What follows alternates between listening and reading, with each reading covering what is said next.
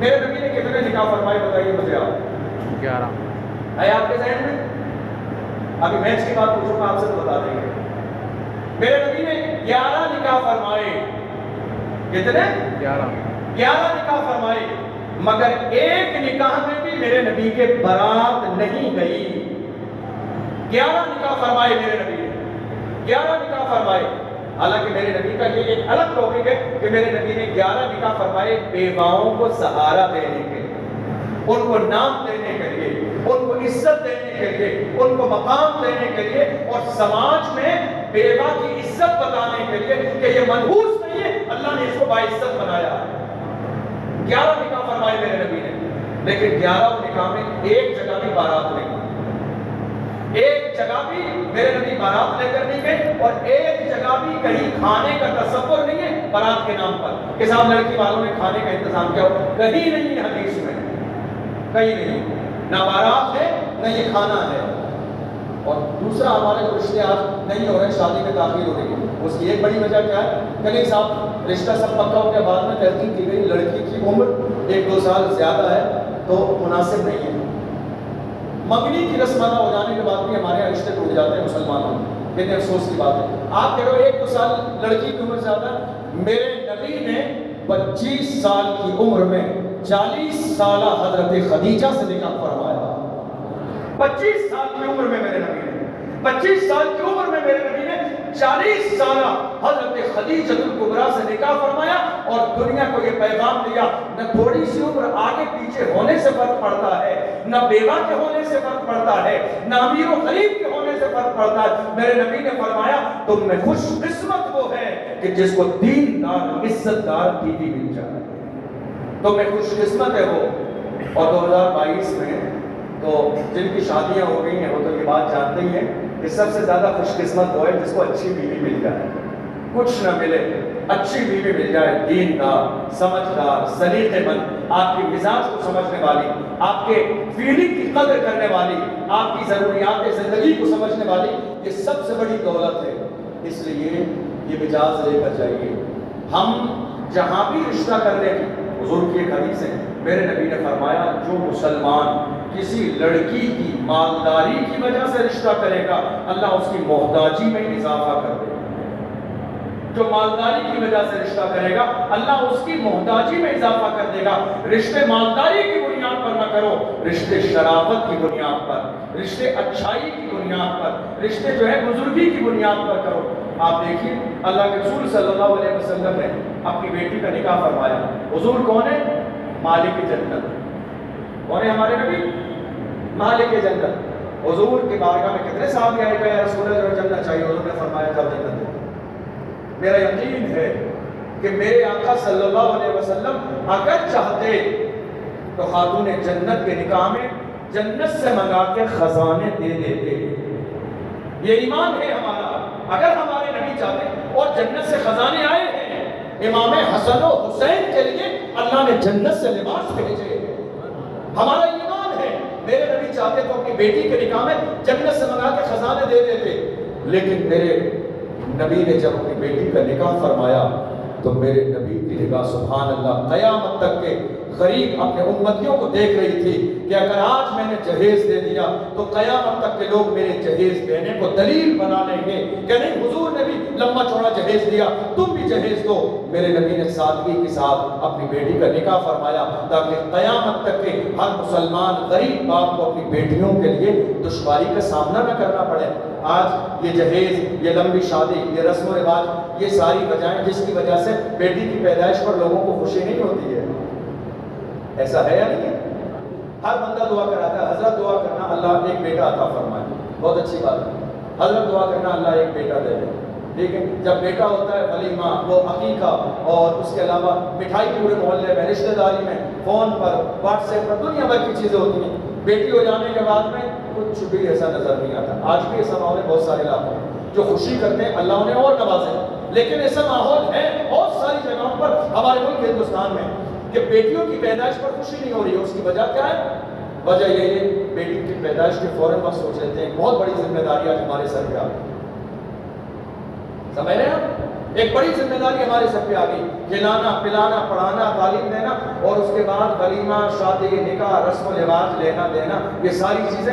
یہی وجہ ہے کہ آج لڑکیوں کے باپ بیچارے پریشان ہیں۔ کتنے باپ ایسے جن کی جوان بیٹیاں تیار ہیں شادی کے لیے، راتوں رات ان بیچاروں کو بستر پہ نیند نہیں آتی۔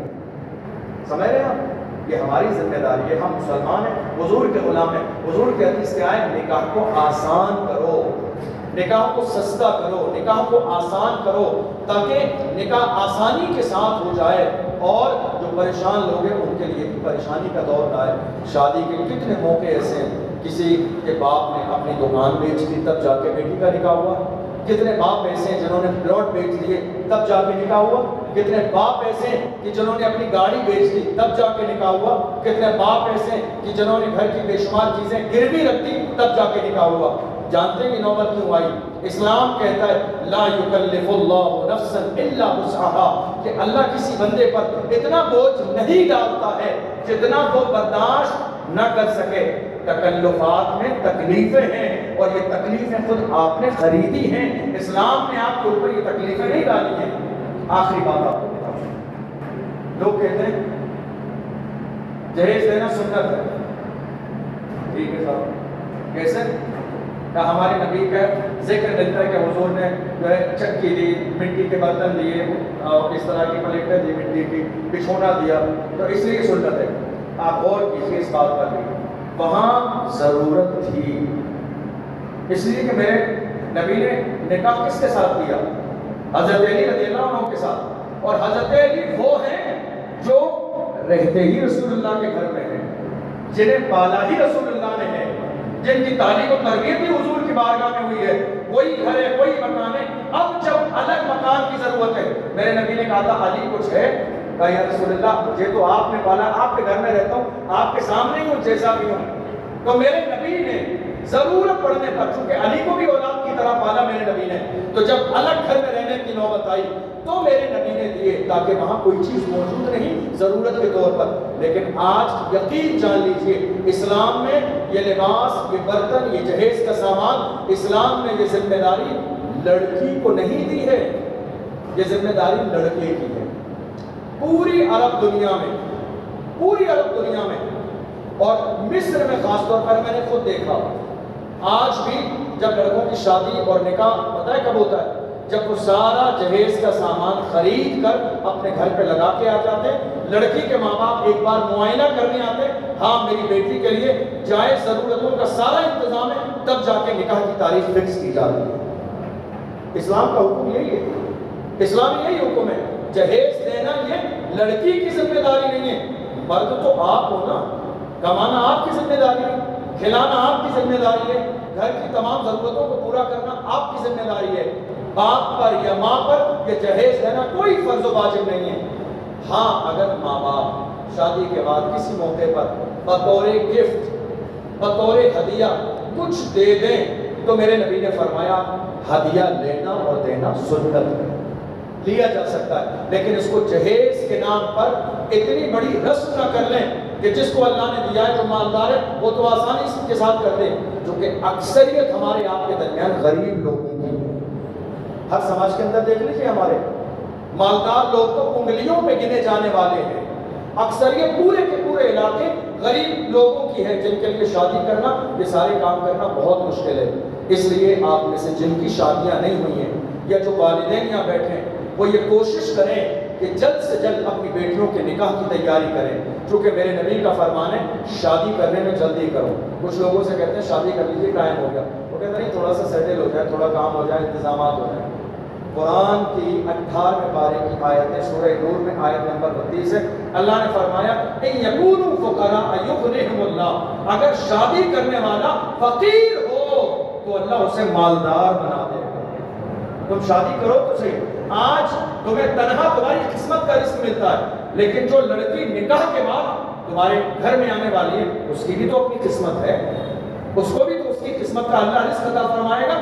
قرآن کی آیت ہے. یہ مت سوچو کہ شادی 2 سال لیٹ کر دو، 4 سال لیٹ کر دو، زیادہ مال جمع ہو جائے گا. یہ دنیا ہے، یہاں یہ نشیب و فراز چلتے رہتے ہیں. اللہ کی رحمت کا سہارا لے کر شادی کا انتظام کیجئے. اور جو ہمارے نوجوان ہیں نا، جو بہت زیادہ تیاری میں لگے رہتے ہیں، نہیں لڑکی اچھی نہیں ہے، لمبائی کم ہے، گوری نہیں ہے، کالی ہے، ایسی نہیں ہے، ویسی ہے، ایک زمانے تک تو وہ انکار کرتے رہتے ہیں.